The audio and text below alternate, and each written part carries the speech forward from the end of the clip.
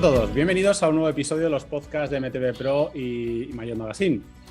Un podcast que va a salir bien. Tiene que salir bien, porque fijaos, queríamos hablar de lo que llevan los pros del pelotón, en este caso de carretera, y tenemos aquí ni más ni menos que a Julio Gallego, de Shimano Iberia, Events Coordinator, que eso, entre otras cosas, significa que es el encargado de los coches de asistencia neutra de Shimano, que están presentes, entre otras cosas, en la Vuelta a España, con lo cual algo sabe. Y luego tenemos a Rafael Soria, que es Team Leader Technical and Customer Service, es decir, traducido, responsable de, por así decirlo, más o menos, responsable del servicio técnico de Shimano Iberia. Rafa sabe lo que nadie sabe de material, y no solo de Shimano, y Julio Gallego está en el pelotón, está ahí conviviendo con los equipos y con toda la gente que está en ese pelotón. Y ya os digo, está en la Vuelta, pero también están otras muchas carreras. Así que yo creo que tenemos no solo a gente que sabe de ciclismo, sino a gente que vive en el ciclismo. Además, Rafa, Julio, ¿cuánto lleváis en este mundo? Bueno, pues empiezo yo, que soy el mayor. La verdad es que esto, como hemos dicho muchas veces, que nos paguen por hacer esto desde hace un montón de tiempo. Yo llevo desde el año 1986, primero con equipos y luego ya con los coches neutros de Shimano. Con los coches neutros de Shimano exactamente desde el año 2000. No está mal, o sea, algo sabes. No está mal. He visto unos cuantos corredores. Algunos los he visto de juveniles y los he visto hasta retirarse. O sea que sí, unos cuantos he visto. Ha seguido la secuencia Sí. Y ahora veo ya hasta algunos de sus hijos en profesionales. O sea que la verdad es que bien, voy bien. Oye, ¿y tú, Rafa? Pues yo llevo desde el año 90, que también se dice pronto, macho. Vas mirando así la vida hacia atrás y desde el año 90 llevo. Siempre, pues, bueno, empiezas siempre de mecánico y, bueno, luego trabajé también en algún fabricante, etcétera, etcétera. Y, bueno, pues desde el año 90 en el mundo de las bicis. Bueno, no nos pongamos nostálgicos, que vivimos un presente brillante, sí, y un futuro espectacular. Además, precisamente hablando de futuro, quiero agradecer porque, primero, Rafa está aquí, que Rafa seguramente sea uno de los tíos más ocupados del mundo de la bici, porque imaginaos lo que es llevar el servicio técnico de una marca como Shimano. O sea, tiene que ser algo bastante trepidante. Y luego tenemos a Julio Gallego, que está calentando motores porque está preparando ya todo para irse a la Vuelta. O sea que, fijaos, los he sacado de su trabajo y así que, bueno, os agradezco el que estéis aquí. Oye, como sabéis, quería hablar sobre la tecnología, sobre cosas que llevan los pros, que los aficionados vemos y que, bueno, siempre nos llama mucho la atención lo que llevan. A veces porque nos llama la atención simplemente, y a veces porque hasta tenemos como cierta curiosidad de saber, ¿yo podría llevar eso? ¿Eso que lleva el profesional es algo que podríamos llevar todos los demás mortales? Pero bueno, yo voy a empezar primero por preguntaros.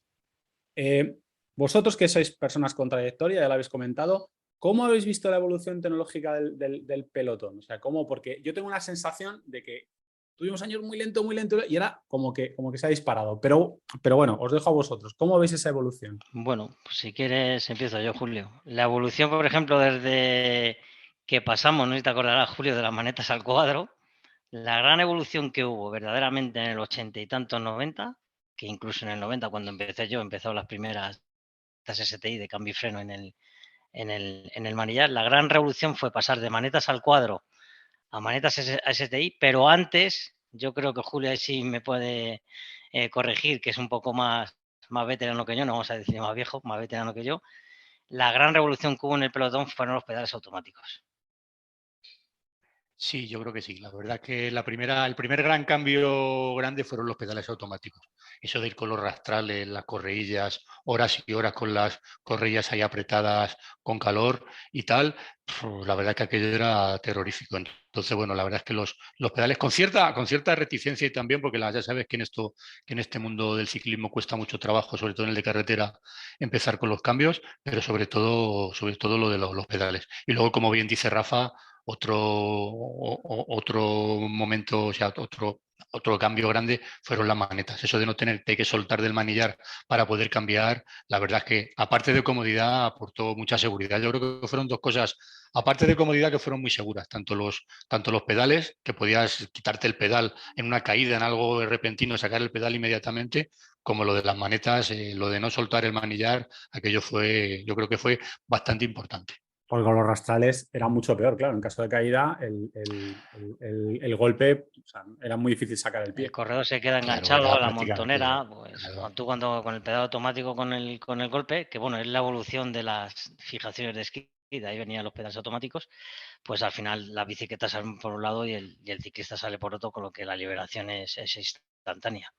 Pues fíjate que yo sí tenía la percepción, bueno, lo que me habían comentado es que el cambio al STI fue un cambio rápido y bienvenido por todos, porque por lo que decís, ¿no? Más rapidez de cambio, más seguridad, no tenéis que soltar las manos, pero yo también tenía la sensación de que los pedales automáticos también habían sido rápidamente muy aceptados, porque es verdad que pasamos de ver las carreras con rastrales a en apenas un par de años todo el pelotón con pedal automático. Fijaos, es un dato que yo no conocía, que había habido algunos corredores que tampoco lo acaban de ver claro.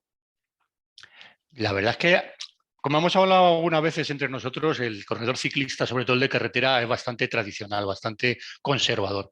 Y lo de los pedales, aquello le costó a la gente, pero no por el hecho de que fuera una novedad que no funcionase, sino que la gente al principio tenía bastante miedo de que la forma de sacarle el pie del pedal, hay gente que empezó que si te dolía las rodillas, que si te producía lesiones y tal igual, y la verdad es que ahí la gente tardó un poquito en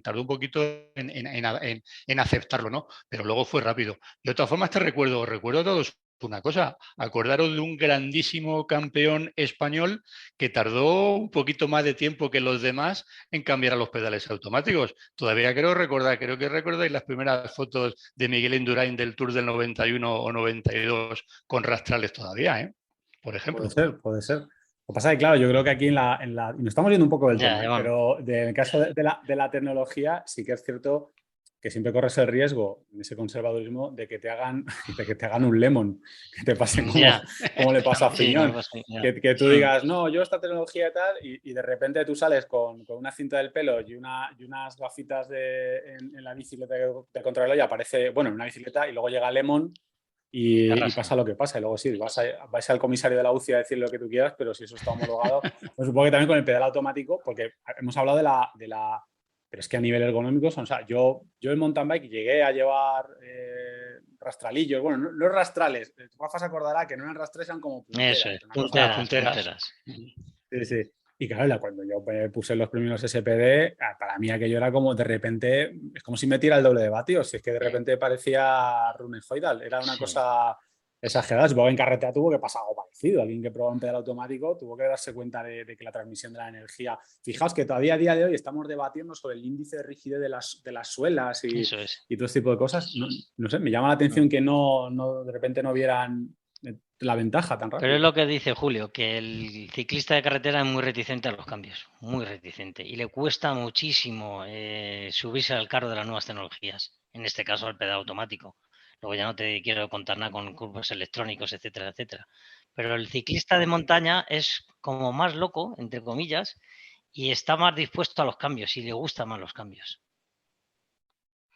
Porque bueno, es verdad que ya que lo comentas, el electrónico, que oye, vosotros lo introdujisteis en el año 2009, si no 2009, recuerdo, es el Durace primer, de 10 velocidades. el primer Tour de I2.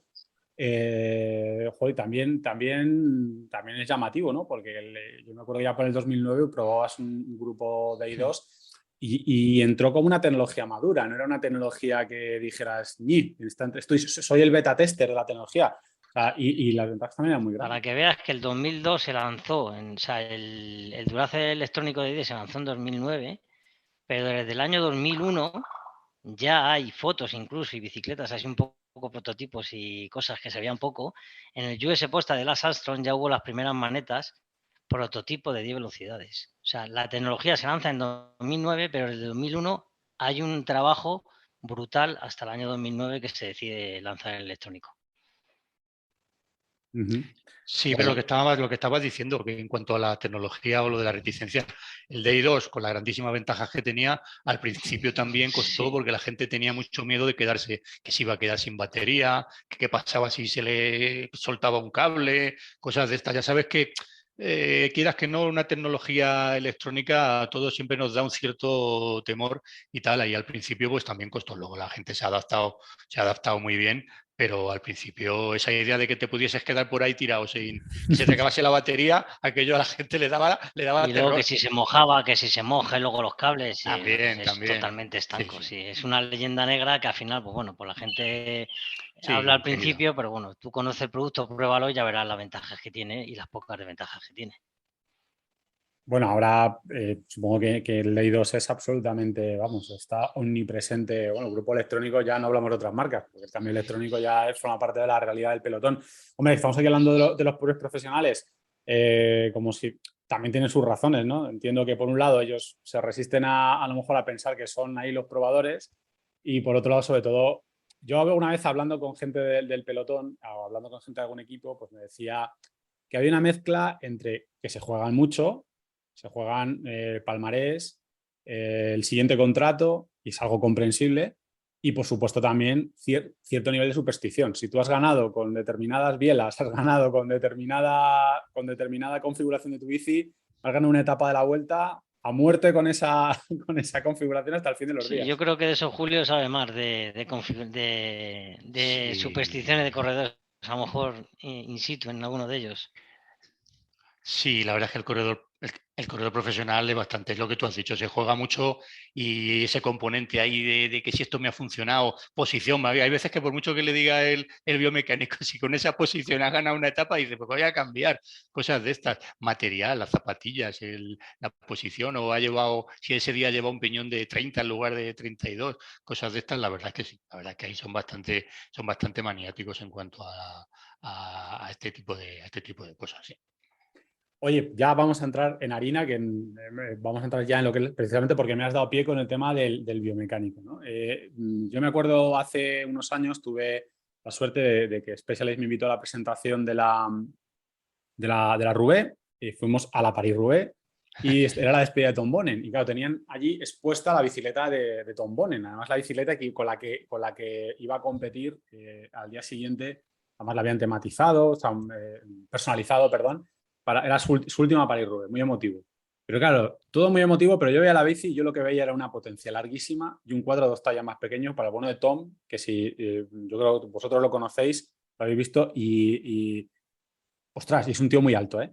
Y claro, yo vi una potencia larguísima y un cuadro muy pequeño. Y a mí aquello, como persona que está en este sector y que le ha tocado hablar con biomecánicos, con los propios ingenieros de Specialized, con toda la gente que está alrededor, dices, hombre, nosotros ahí haciendo artículos recomendando, elige tu talla correcta y luego Tom Bonnen lleva así. Esto está cambiando, es decir, la llegada de los túneles de viento, de los biomecánicos, y un montón de gente que está alrededor de los equipos.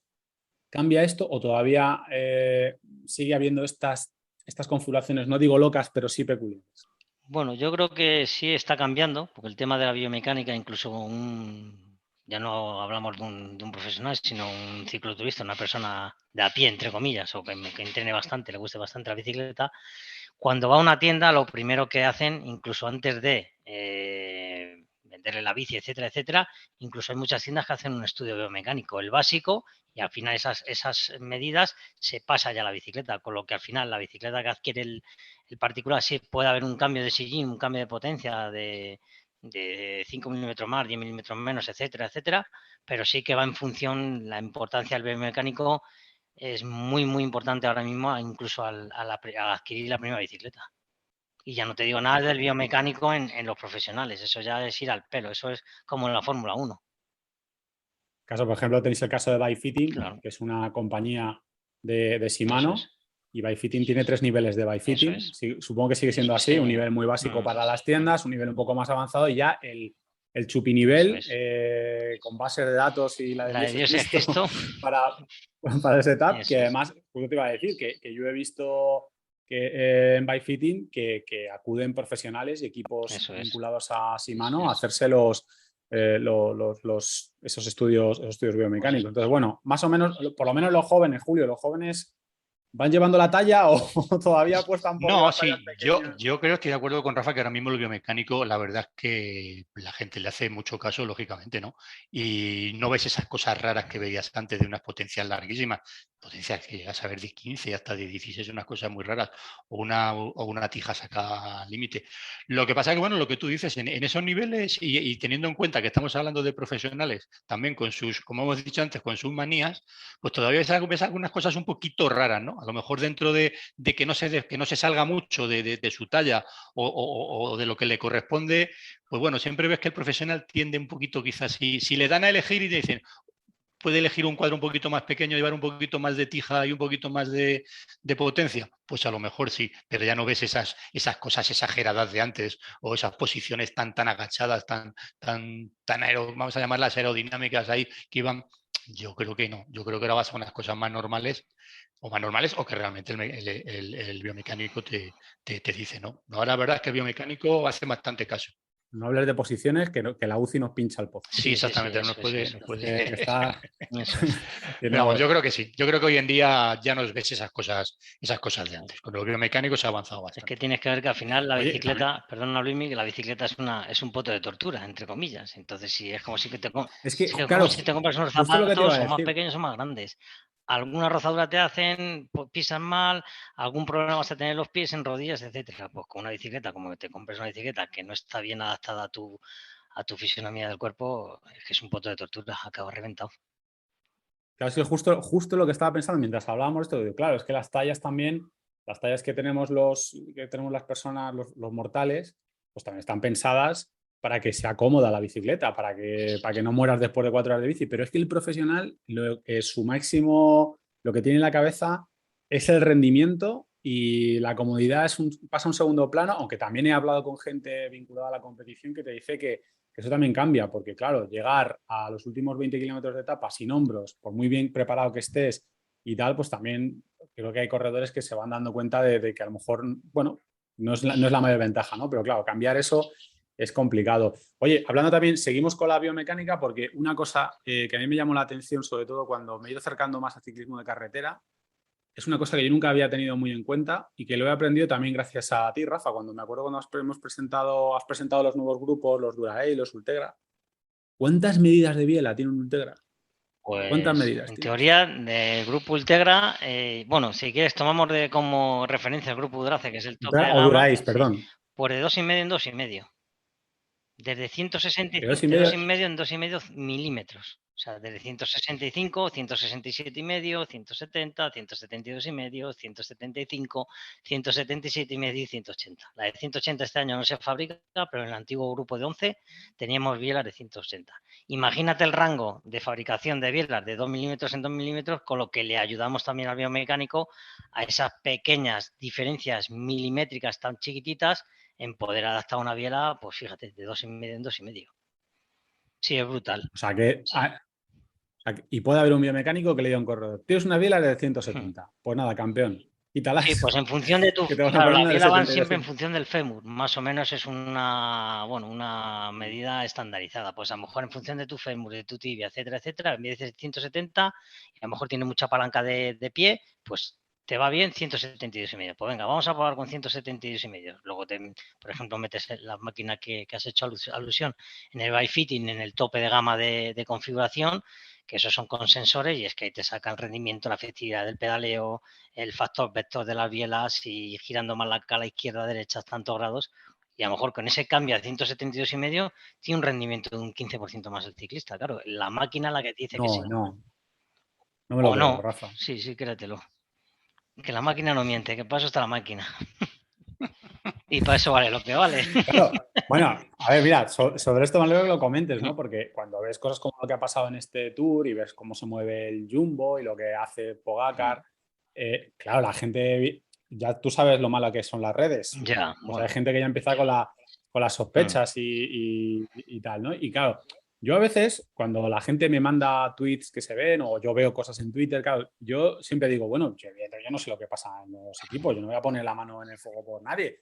Pero también digo, ojo, que el nivel de tecnología que hay ahora a ese nivel. Tú me estás hablando de que un cambio de bielas puede tener un impacto porcentual importante en el rendimiento. Antes eso no había manera de verlo Nada, más que la sensibilidad del eso corredor que es, iba a usar esas eso es. bielas. Y ahora hay, como tú dices, hay una máquina que lo dice y luego está el tema de los potenciómetros, por Eso es. supuesto. Y ahora los Aquí, en este Dime, caso, dime. aquí en caso de Julio, porque tú, Julio, has vivido el ciclismo sin potenciómetros y has vivido el ciclismo con potenciómetros. ¿Has visto un cambio llamativo en ese cambio que casi no tuvo transición? O sea, prácticamente un día los manillares estaban vacíos y un par de temporadas después los manillares llevaban un portátil encima. sí, se ha notado mucho, nota mucho. La diferencia cuando antes entrenaba la gente pues, con el típico pulsómetro, por sensaciones y tal, a algo tan profesionalizado y tan estudiado y tan estructurado, todo tan como ha sido con el potenciómetro, se ha notado mucho. Tú lo estás viendo. Estábamos hablando del último Tour de Francia, o la última carrera que yo he estado ahora mismo de World Tour, que ha sido el Clásico de San Sebastián. Sí que van en las velocidades y a un nivel desde el kilómetro 1 hasta el kilómetro 200. Entonces se nota mucho el rendimiento, la gente cuando ataca, que es capaz de estar, gente que ataca y es capaz de estar a un minuto, sin que sea el capaz del pelotón de cogerle. Las velocidades que se están, los tiempos y las velocidades que estamos teniendo en las contrarreloj, por ejemplo. Yo creo que se nota, el cambio ha sido espectacular. Aparte del potenciómetro y la mejora en cualquier tecnología de la bicicleta, yo creo que el salto ha sido espectacular. Y se ve en las carreras la manera que tienen los corredores de funcionar y de correr. Uh-huh. Claro, vosotros mismos, las bielas Dura-Ace, pues ya No, potenciómetro, ya Ultegra también en este año, integrado. también con factor vector también para el equilibrio de fuerzas. O sea, siempre es mejorar, mejorar, mejorar. sí. Oye, vamos a preguntas de estas que ya os voy con preguntas un poco más fáciles. Bueno, no sé si son fáciles, pero yo sé que Julio tiene mucho conocimiento de los desarrollos que se mueven en el pelotón, porque yo tuve la suerte de pasar unos días con Julio y con su equipo de los coches de asistencia neutra en la Vuelta a España, y una de las cosas que llama la atención y que si no sabéis os la contamos es que uno de los trabajos que tiene que hacer el equipo de Julio es pasearse a hablar con los directores de los coches para saber lo que van a llevar los corredores en esa etapa y así de esa manera ellos ir prevenidos también de qué desarrollos tienen que llevar en el coche preparados, y además es que los coches de asistencia neutra, cuando ya la carrera está más o menos enfilada, las bicicletas que van en el coche que suele ir con los escapados o con los de delante, suele llevar algunas bicis más o menos con la misma configuración y con las mismas medidas que la de los líderes. Para estar atentos a lo que le pueda pasar a un líder, y entiendo que para afectar en lo menos posible a una clasificación general. Entonces, Julio, tú tienes muy controlado lo que se mueve en cada etapa. Voy a ir con preguntas concretas. Etapa de montaña. Una etapa de montaña, no sé si de las de la Vuelta a España, que son de las anaeróbicas de la Vuelta a Sí. España, o de las largas del Tour, pero un corredor que vaya adelante, tanto un escalador que vaya por la etapa o uno de los líderes, ¿en qué desarrollo se está moviendo?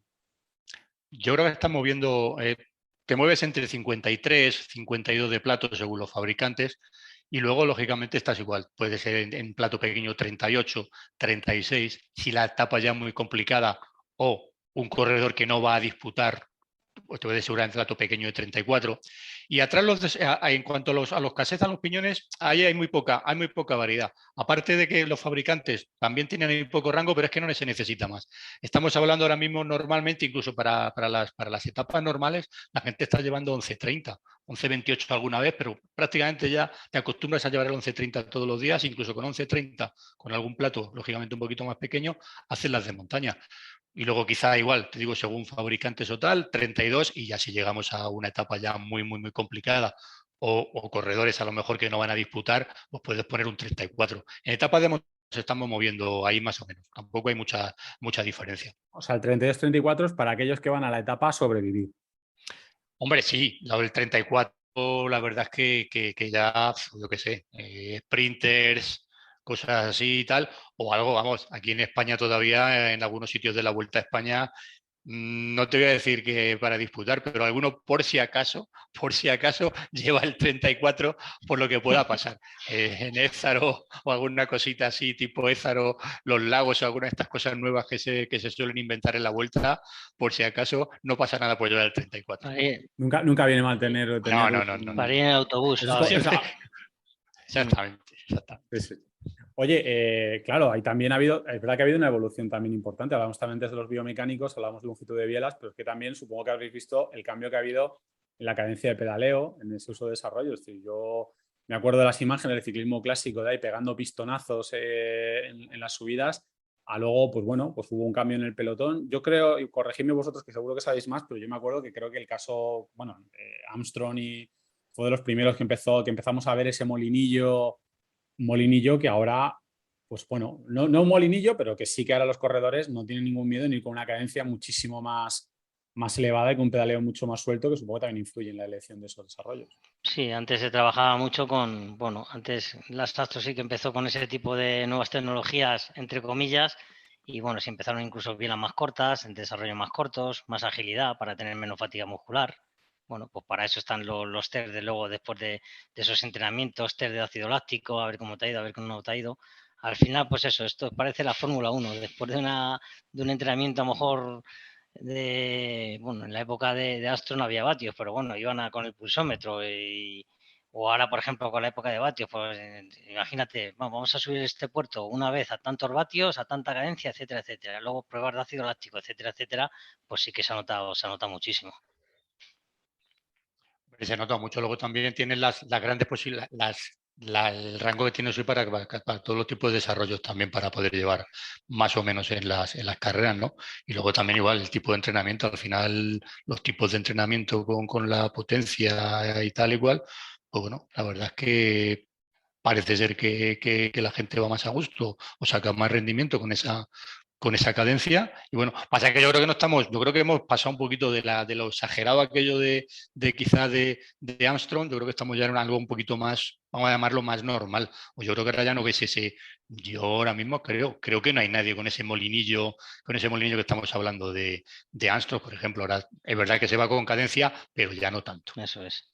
Oye, y en contrarreloj me da miedo preguntar lo que lleva la gente, porque yo me acuerdo que estuvimos en la contrarreloj de Burgos y yo veía luego, ahí sí que veía lo que se movía adelante y me daba pánico. Venga, dame números. Esto es como los programas esos que dicen, niños, esto está allí, no lo hagáis en casa. No lo probéis. Igual. Bueno, en vez de llevar plato, llevan paelleras, ¿no, Julio? Han cogido una paellera y han empezado a hacer dientes. No, yo creo que ya lo habitual ya en las contrarreloj es llevar 54 o 55. Bueno, eso es lo habitual para cualquier corredor. Y dice, bueno, pero ¿será para algún corredor? No, yo creo que ya es cualquier corredor. Yo creo que cualquier corredor ya el 54 lo lleva seguro, 55 muy habitual y ya llegamos al 56, al 58 y hemos visto ya casos.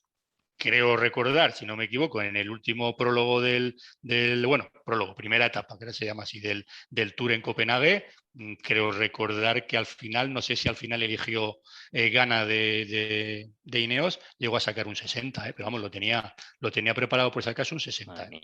Lo que pasa es que, bueno, luego los desarrollos, sí, volvemos otra vez al 11.30, que el 11.30 vale para todo, vale para la contrarreloj, para la montaña, para el llano, pero ahí sí, estos desarrollos son brutales. El desarrollo trasero viene muy bien para los mecánicos, así no estás todo el rato cambiando de piñones, porque antes, fíjate, pon un 21, pon un 23, ahora un 25, luego un 28, fíjate, tienes ahí combinaciones, acababas loco.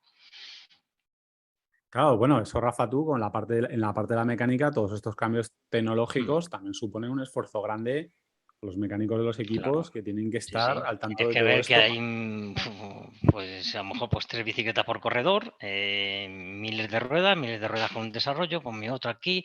A mí a lo mejor no estoy bien de forma, en vez de un 23 pongo un 25. Antiguamente te estoy hablando, ahora sí, ahora con un 11.30 más o menos, casi toda la rueda llevará el mismo rango y hay un poco de menos trabajo para el mecánico en el tema de casetes.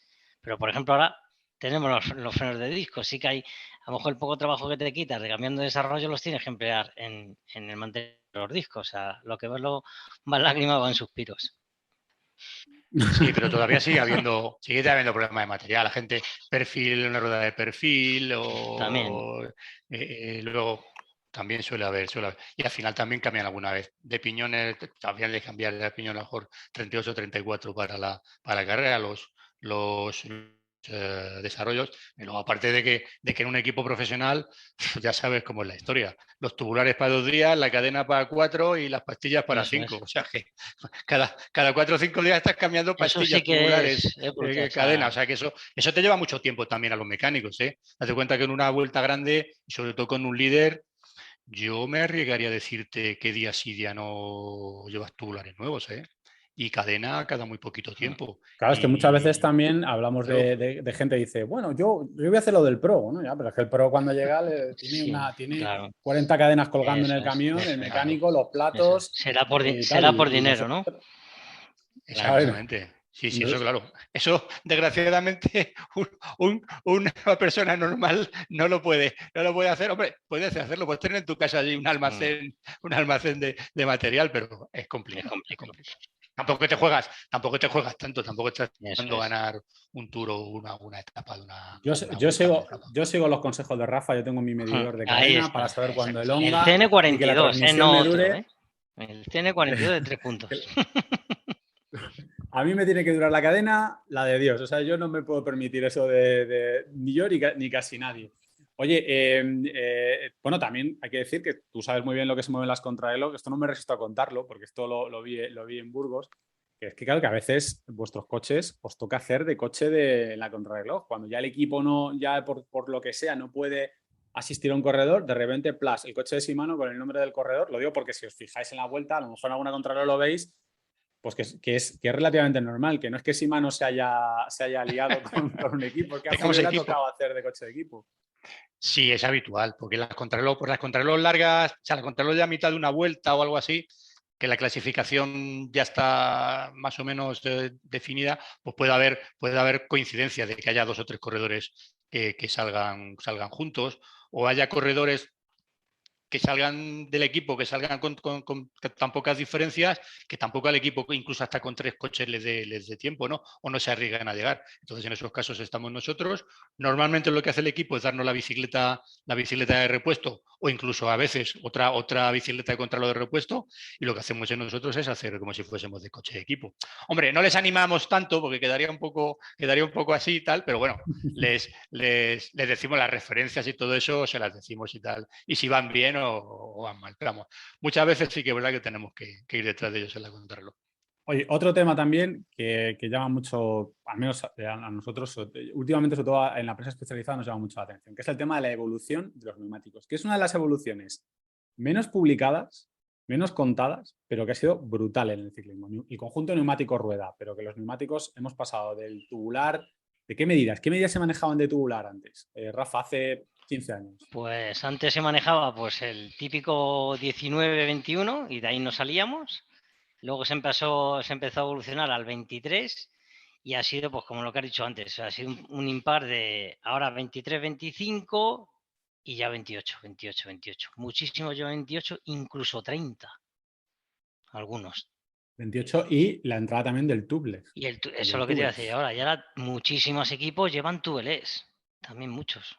También está muy de moda el Te ha tubeless. costado, ¿eh? Ha costado, sí. ¿Has visto lo que decíamos antes? Si es que los cambios en carretera cuesta mucho y el cambio de montaña da igual. O sea, como si pones un churro ahí en la rueda. En montaña todo Dios lo acepta, en carretera les cuesta muchísimo.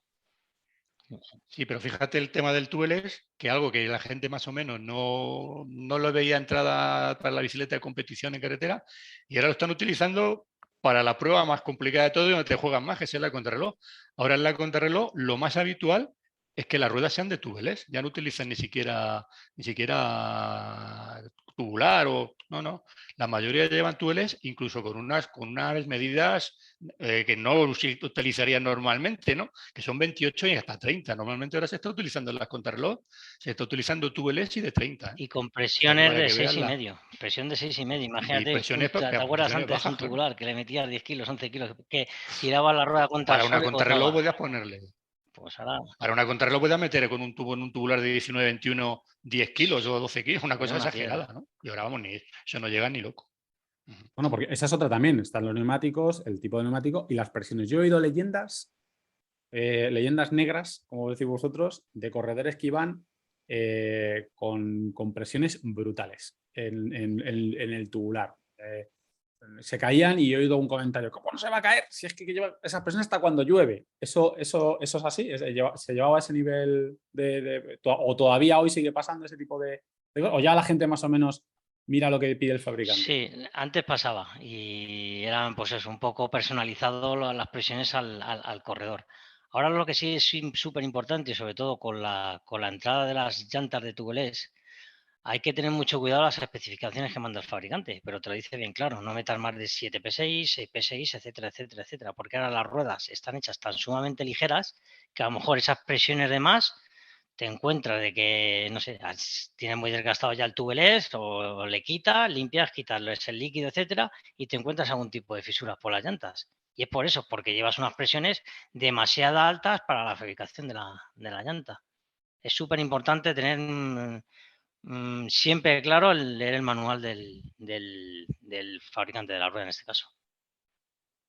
Y yo creo que de todas formas eso ha cambiado bastante. La gente ahora ya es más, hace más caso de las presiones habituales y se ha dado cuenta de que unas presiones normales, ya te estamos hablando, de que era ya muy difícil, incluso con tubular o tal, llevar más de 7,5 atrás, o incluso lo normal es 7, 7,5, 6,5, 7 delante. De ahí prácticamente no sale. Estamos hablando, claro, lógicamente, de tubulares o cubiertas de 28 y 30. Entonces, bueno, estamos hablando de unas presiones normales y que están de acuerdo con lo que dice el Y fabricante. muchos fabricantes te ponen la típica pegatinita chiquitita naranja o warning, no más de tanta presión. Exacto. Oye, hemos hablado del elefante en la habitación en los últimos años, que son los frenos de disco. Hombre. Que ha sido un tema muy, muy, muy controvertido, pero que creo que ahora mismo ya la implantación es bastante mayoritaria, ¿no? Por unas u otras razones. No voy a entrar porque algunos dirán obligados, otros dirán no, porque sí, porque era lo que había. Eso sumó también, tú, Rafa, desde el punto de vista mecánico, también has vivido esa transición. Tú sabes, conoces un poco esa tecnología y cómo se ha vivido. Y tú, Julio, me consta que lo has vivido también de forma mucho más traumática, porque claro, no era lo mismo antes que tú llevabas tus ruedicas para freno de llanta y ahora tienes que llevar ruedas para freno de llanta, freno de disco de una medida, freno de disco de otro, los pasantes. O sea, para Julio Gallego esto no le ha venido bien. No, porque no, no voy a mentir. Me ha complicado un poquito la vida, efectivamente. Sí. Sí, tú cuando te encontraste al ingeniero de Shimano dijo: yo fui el que empezó con los frenos de disco. Hombre, pues majo. No. Yo primero le dejo a Rafa que dé la explicación técnica, vale, y luego yo ya voy al anecdótico. Bueno, pues técnicamente igual, con mucha reticencia por parte del corredor de carretera. Al final fueron entrando. Los primeros discos, siempre como todo un producto nuevo, le toca un poco evolucionar por el tema de los famosos calentones que se meten en una bajada, que al final el disco le cuesta un poco que la pastilla recupere, pero bueno, también son décimas de segundo que, bueno, al final, como digo yo, nuestra vida no está en décimas de segundo que me rece un disco, sino que está en que me permite bajar muy rápido un puerto que antes no bajaba con una llanta con zapata. Con lluvia sí que frena, le puedo exigir. Antes con un freno de zapata bajando un puerto muy largo con lluvia, pues te podías llegar que llegas a la curva y ya no tienes ni zapatas. Ahora no te va a pasar con el disco. O sea, desde el punto de vista mío siempre ha sido muchísimo mejor el disco. Aunque lo único al principio, bueno, pues el tema del peso, sí que pesa 250 300 gramos más entre el peso del latiguillo, el peso de la pinza, el líquido. Bueno, pero al final tiene más ventajas que inconvenientes. Y ahora mismo, por ejemplo, con los nuevos grupos de 12, con el espacio que hemos hecho ya de un 10% más de separación de pastilla disco, este tipo de problemas se ha solventado. El problema de los... Y si alguno tenía alguna duda, pues vino a la Philip, hizo lo que hizo en el tour y se nos quitaron las dudas. No pasa nada. La Philip es el que ha marcado la tendencia. Te vamos a tener que invitar a una cerveza. No, pero bueno, es verdad que mucha gente hasta que no ve, claro, yo me acuerdo que de aquella etapa, claro, ver cómo lo que hizo, bueno, pues te daba, mucha gente dijo, bueno, pues no puedes evitar preguntarte. Evidentemente, la habilidad que él tiene, pues es la que tiene, como otros muchos corredores. Eso está claro, que nadie se confunda. Pero bueno, que alguna de esas apuradas, igual, no sé si lo hubiera hecho con unos tubulares y unos frenos de zapata. No sé si se hubiera metido en ese lío. No sé, yo sí que lo veo muchísima ventaja al disco. Incluso las bicicletas son más aerodinámicas. Y tú cuando frenas, antes con la zapata frenabas arriba, tienes un efecto de palanca. Y ahora no, ahora el disco frena verdaderamente en el volante, en el conjunto de eje que se mueve bastante menos la bicicleta. O sea, son todo ventajas. Las únicas desventajas, bueno, pues que antes en una pura de frenada te suena un poquito y el problema del peso. Pero bueno, es como yo, digo, oye, si llevas 300 gramos más de bicicleta por el disco, te lo quitas de la tripa y vas con un tiro.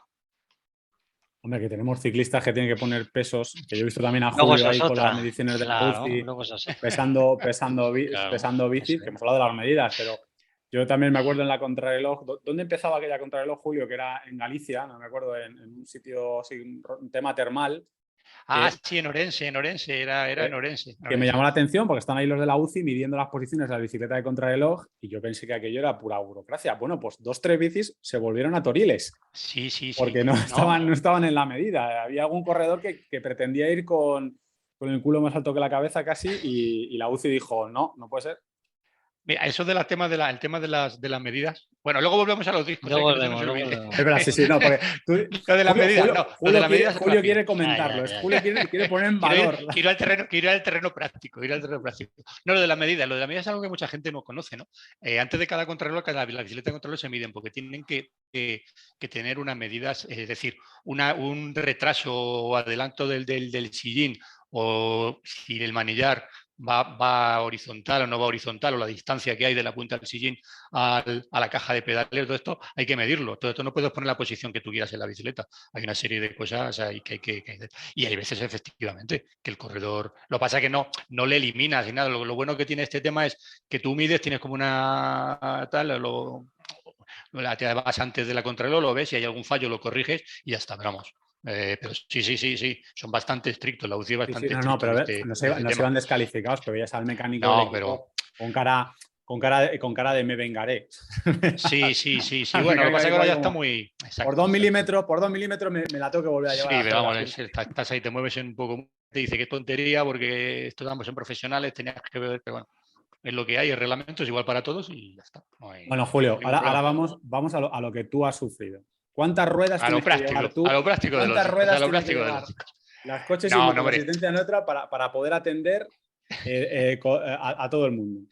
claro, es que yo lo veo desde un punto de vista práctico y que a mí me afecta, ¿no? Entonces, claro, yo estoy de acuerdo con Rafa y creo que estoy de acuerdo con todo el mundo, y lo digo sinceramente, no porque detrás de mí esté una marca como Shimano, que los discos yo creo que han sido, una verdad es que una revolución grande. Yo creo que ahora mismo la seguridad que llevas con los discos y tal.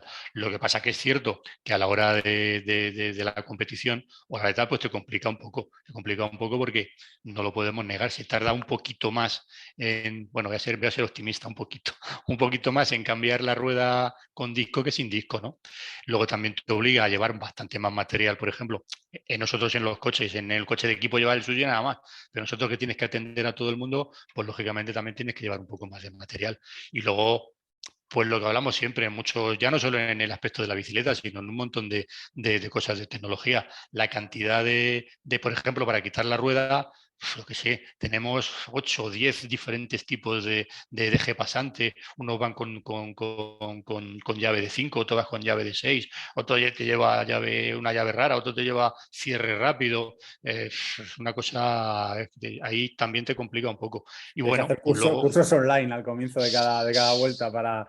Oye, pero sí. todo esto lo hablamos porque todo esto hay que decirlo. Estamos hablando, damos por hecho que la gente sabe que los coches de asistencia neutra de Shimano, si son neutros es porque prestan asistencia a los equipos y corredores que van con Shimano, pero también a los que llevan SRAM, Campagnolo, FSA o lo que Efectivamente. lleven. Y eso hace que, de hecho, vosotros tengáis que, incluso me consta que lleváis incluso pedales de otras marcas, por si algún corredor en las bicis me refiero, o sea, Sí. No, eso está claro. Para que a la gente le quede claro, incluso algún corredor todavía que a veces, algunas veces duda, ¿no? Ahora te cuento una cosa que nos ocurrió el otro día. Nosotros en nuestro coche llevamos ruedas RAM, ruedas Campanolo, no ruedas con piñones RAM, no, ruedas originales de RAM, ruedas originales Campanolo, con su piñón Campanolo y con su piñón RAM. Y ruedas Shimano con piñones de 12 y con piñones de 11. O sea, todo original para cada marca. O sea, que no hay ningún corredor que pueda decir, bueno, es que me han puesto una rueda que no es la mía. No, lleva la rueda original. Y en cuanto a los pedales, lo mismo. Nuestras bicicletas van, que en una carrera hay solamente 2 tipos de pedales, pues 2 tipos de pedales en la bici. Que hay 3 o 4, pues todas las bicicletas, llamo bicicletas para todo. O sea que no. Y que no te decía lo de los corredores, que incluso en corredores que ya el otro día le cambiamos una rueda a un Movistar, además al corredor este de aquí de Madrid, ¿cómo se llama? Gonzalo, ¿no? De aquí de Movistar, Serrano, no me acuerdo cómo se Serrano. llama ahora. Serrano, perdón, Serrano. Y le cambiamos rueda y acabó la carrera, fue en Guecho, y dice, joder, qué bien va la rueda esta Campanolo, desde que bien va la rueda esta Shimano con el grupo de RAN. Le dijimos, joder, es que llevabas una rueda de RAN. Dice, ya decía yo que iba perfecta. Digo, no, hombre, te hemos puesto una rueda de RAN que era la tuya, la que llevas tú normalmente, ¿no? Bueno, además la asistencia hace sin cobrar. Sí, por ahora no. Llevamos un botecito para las propinas, pero por ahora hacemos sin cobrar. Bueno, luego, la verdad es que, no, hombre, también es verdad. Luego, también es verdad que algunas veces coincidimos con algún corredor luego en el hotel y tal, pero alguna cervecita te paga luego. Luego pasa la gorra. Si le has salvado en el momento crítico, te lo agradezco. Sí que es verdad. Pero por ahora es gratis, tranquilo. Oye, gratis, no lleváis tarjetero. En el coche azul no lleva tarjetero. No. Sí. Oye, Rafa, tú que estás ahí, en esto no voy a meter en el compromiso a Julio, que luego va a la vuelta vale, y perfecto. pues eso, te toma café. Me lo metes a mí el compromiso, tú, Rafa, hay confianza. Venga, sí, no, te voy a meter un poco más a ti en el lío. Tú cuando estás ahí viendo las carreras, a veces si vas a las carreras o si las estás viendo desde la tele, seguro que alguna configuración ves que dices, con tu marca o sin la tuya, que dices, ay Dios mío, como mecánico de bicis, mega experto que tú eres, dirás, eso igual no es lo mejor. Yo lo que sí me pone un poco enfermo, entre comillas, es las grandes cruces de cadena que llevan a los profesionales. O sea, antes siempre nos hemos dicho, no cruce la cadena, desde cadetes, cuando éramos cadetes, acuérdate, o infantiles, oye, que no cruce la cadena, que esto no puede llevar, que etcétera. Vale, pues toda la vida igual y ahora mismo, ya con estos grandes desarrollos que hemos visto, el 1130, 1134, cajas más largas de los cambios, incluso con un 52 o un 50, claro, empiezan a darle para arriba y ves la línea de cadena que es que van con un 52-24. Y como se han perdido los valores, Rafa. se nos va de las manos. ¿Qué ocurre? Hay un desgaste brutal. A un profesional, como dice Julio, pues le da igual, porque mañana le cambian la cadena, mañana le cambian un plato, y un plato que vale 200 euros, pues al profesional se lo cambian y al día siguiente sale con un plato de 200 euros nuevo. A un usuario normal, como es mi caso y como es el caso del 80% de la gente, pues esos cruces de cadenas conllevan unos desgastes brutales, te la vas jugando también, falta de incluso más rozamiento, con lo que al final los vatios de potencia, si vamos a hilar a fino, vas perdiendo vatios de potencia porque cruza mucho la cadena, etcétera, etcétera. Yo eso es lo que más me pongo un poco enfermo, entre comillas, pero bueno, es la tendencia. Para ello, por ejemplo, nosotros sí que tenemos en nuestro grupo electrónico el grupo se puede configurar como manual, modo 1 y modo 2, y en ese modo 1 y incluso modo 2 automático, esos cruces no te lo haría, porque tú empezarías a subir hacia arriba con el plato grande, empiezas a subir, yo qué sé, imagínate que ya es al 21, 23, 24 y ya no te dejaría pasar más la cadena, o sea, ese cruce de cadena ya no te deja el grupo hacerlo y pasarías, por ejemplo, y te cambia solo a un 34 17. Con lo que al final llevas el mismo ratio de combinación, etcétera, etcétera, y la línea de cadena siempre va recta. Eso lo digo a modo de que los usuarios lo pueden hacer. Y al final avanza los mismos metros que estás avanzando y no estás destrozando la transmisión. Pues desde aquí, desde los podcasts de MTB Pro y Mayor, hacemos un llamamiento, queridos profesionales, le estáis provocando un problema a Rafa Soria. No, que se me van a echar encima, macho. No jodas, déjate. El hombre sufre viendo eso. Vamos a hacer un hashtag, no al cruce. Nosotros desde el coche también sufrimos cuando vemos esas cosas así, subiendo ahí, retorciéndose con el plato grande y piñón grande. A lo mejor estar disputando una Vuelta a España o que estar disputando a lo mejor la carrera y por un enganchón de cadena, un cruce de esto, se te engancha la cadena entre polea y portapoleas y la has liado. Entre que llega Julio con el coche, a lo mejor pierdes una carrera o pierdes una vuelta por esto. Porque ahora como personas que formáis parte de Shimano, claro, vosotros sufrís en las carreras, claro, al ver a la gente, vosotros no sufrís solo cuando un corredor pierde minutos, sino también cuando un corredor, pues si tiene algún problema técnico, sabéis que es un escaparate Eso es. para lo bueno, Eso pero es. también a veces, ¿no? Para lo malo, ¿no? No es la primera vez que ha pasado algo con un corredor y la gente es que mira, lleva esto, lleva lo otro y tal. Claro, para vosotros también lo veis también a veces con impotencia, porque claro, alguna vez hay algunos de esos fallos técnicos, puede ser por la tecnología, porque puntualmente hay un fallo, también a veces a lo mejor por el uso, ¿no? Del Y por corredor. las combinaciones, de eso sabe yo en Julio también, las combinaciones que hay Sí, de varias marcas. utilizar a lo mejor platos que no son originales, tal. Ahora mismo, pues hombre, todos los grupos o todos los fabricantes no das el rango que todo el mundo quiere. Claro, todo el mundo querría llevar su grupo súper personalizado y no hay ese tipo de plato, no hay con ese número de dientes o ese plato pequeño. Y ahí también sufres. Pero vamos, lo que dices tú de sufrir, pues la verdad es que sí, te sufres cuando carrera y ves que a alguien le pasa algo de eso. Muchas veces hasta por su culpa, porque estás diciendo, le va a pasar esto, le va a pasar esto, le va a pasar esto, y le pasa, y dices, bueno, se está dando cuenta que tal. Pues la verdad es que te fastidia un poco, porque la verdad es que estando ahí todo el día, al final coges cariño a todo el mundo, ¿no? Y la verdad es que te fastidia bastante que los corredores puedan perder una carrera por un fallo, que puede ser también un fallo técnico, puede ser puede ser culpa de nosotros del grupo, o del grupo del que sea, o un fallo, ¿no? Pero la verdad es que te fastidia bastante, ¿eh? De verdad que sí que te dice, joder, te va el hombre aquí toda la etapa escapado y tal, y cuando le queda 2 kilómetros, ¡bam!, rompe algo y le fastidia, pues la verdad que no te gusta. Oye, una cosa que os quería preguntar es, hemos hablado de desarrollos, de equipamiento, de cómo van configuradas las bicis y siempre, y esto, perdón, pero hemos hablado, cuando hablamos de profesionales, hablamos de profesionales masculinos. En el ciclismo femenino, que llevamos una evolución brutal en los últimos 3 4 años, yo creo que ha habido un cambio, yo diría 5 o 6, un cambio muy grande. Ahora no solo vemos que ha habido un salto, sino además equipos muy profesionales, algunos de ellos son en las mismas estructuras o forman parte de la misma estructura que los equipos masculinos.